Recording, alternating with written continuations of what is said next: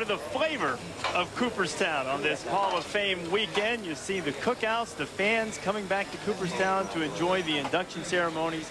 Gary Carter and Eddie Murray, the class of 2003, going into the National Baseball Hall of Fame. Reese Davis and Tim Kirkjian here with you now. And, of course, over 40 Hall of Famers returning now. This is part of what the fans come for, Tim, is to come back and see all of these guys and see them come back and welcome the new class. Let's go now to the stage. The Master of Ceremonies, and he has been since 1981, our former ESPN colleague and now broadcaster for the Cincinnati Reds, George Grande, will introduce the returning Hall of Famers.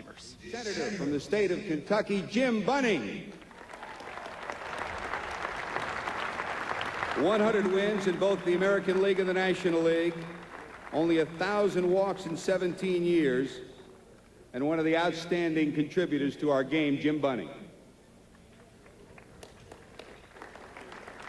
Our next Hall of Famer had his career shortened a bit by a back injury, but boy, did he pack a wallop.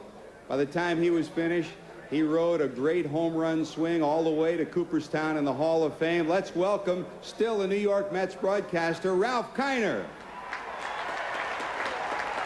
Number 4 led the league, or tied for the league lead in home runs 7 straight years. He hit 54 homers in 49. And Ralph, congratulations. A statue unveiled in his honor in Pittsburgh this year. And he even gets a bobblehead doll from the Mets. How about that, Ralph Kiner?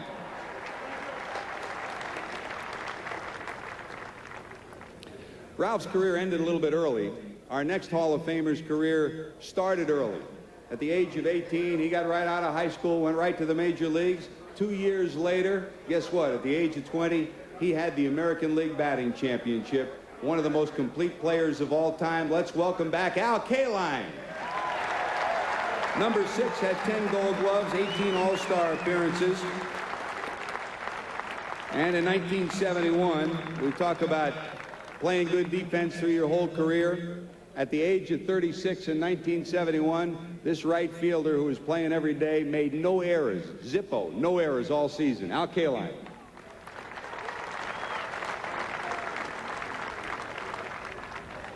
In 1968, Al Kaline had a great World Series. He hit .379 against the Cardinals in the World Series. Our next Hall of Famer was an MVP of a World Series, one of the greatest relief pitchers of all time, number 34, Rollie Fingers. The MVP of the '74 series, 341 saves for his career. In 1981, the AL MVP and the Cy Young Award winner from Milwaukee, Rollie Fingers. Rollie, of course, had over 300 saves. Our next Hall of Famer was very special, one of the great pitchers of all time. Nobody had ever done it before. 3,000 strikeouts in his career and less than 1,000 walks for his career. He joined us from Canada, the great one, Fergie Jenkins, number 31. 7 times he won 20 games. He won the Cy in 1971 when he had 24 victories. Ferguson Jenkins. Fergie made everyone in his native Canada proud when he was elected and inducted into the Baseball Hall of Fame. Our next Hall of Famer, he made all of us proud when he took a bunch of guys who no one thought had a great chance of winning a gold medal. But he took them to gold medal territory, winning an Olympic gold medal. After a brilliant career as a manager in the majors, Tommy Lasorda got a gold medal in the Olympics too. 20 years with the Dodgers, 1,599 wins, 2 World Series titles, and 8 National League West championships. Tommy served his country at the Olympics. Our next Hall of Famer served his country in World War II. He gave away 4 of his best productive years to be one of the best productive Americans that any one of us will ever know. From Van Meter, Iowa, Rapid Robert Bob Feller. He won 5 campaign ribbons when he was in the service. He led the American League in strikeouts 7 times, 3 no-hitters, and 12 one-hitters. Bob Feller.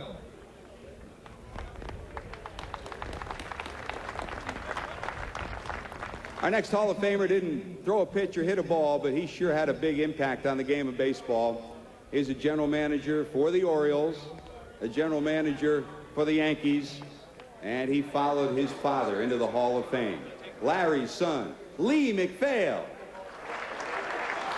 45 years in the front office. From 1974 to 83, the president of the American League, Lee McPhail.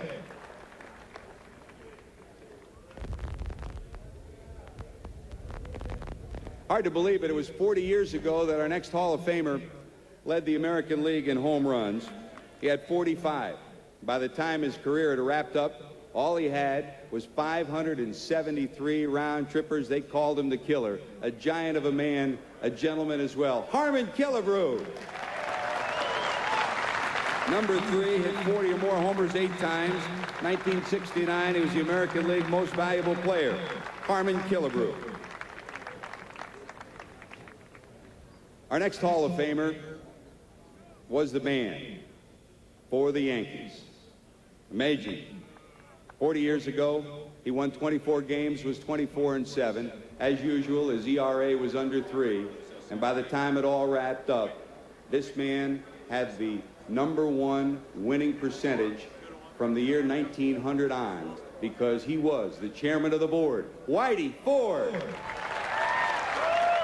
Number 16 won the Cy in 61. 3 times he led the American League in victories. Number 16, Whitey Ford. Whitey was known as the chairman of the board. Our next Hall of Famer's dad was simply known as Bull. That was in Puerto Rico.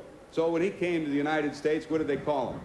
They called him Baby Bull. You can call him Cha-Cha. Whatever else you want to call him. He's a Hall of Famer, Orlando Cepeda. 1958, he was the Rookie of the Year. 67, he was the MVP and a 6-time All-Star. Orlando Cepeda.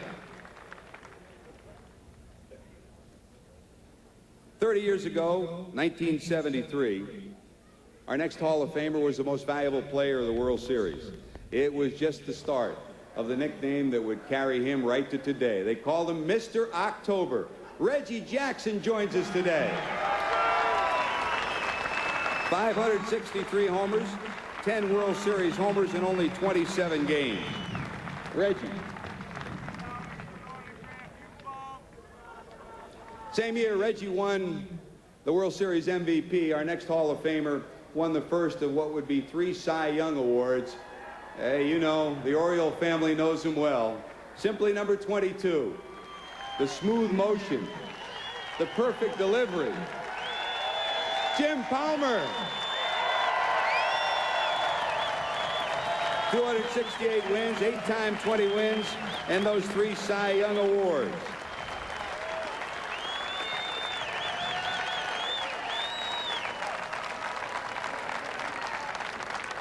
Baltimore fans were treated to a lot of great players, including Jim and Eddie, who we'll honor today. New York fans were treated to one of the greatest shortstops of all time, one of the greatest personalities that our game has ever known. Not just a great player, a great broadcaster as well. A man who they simply called the Scooter. Number 10, Phil Rizzuto. 1950, most valuable player in the American League. Hit .324, had 200 hits, and a 5-time All-Star. Phil Rizzuto, the Scooter. By the way, let's give him an even bigger round of applause. Phil, his wife Cora, celebrating their 60th anniversary this year.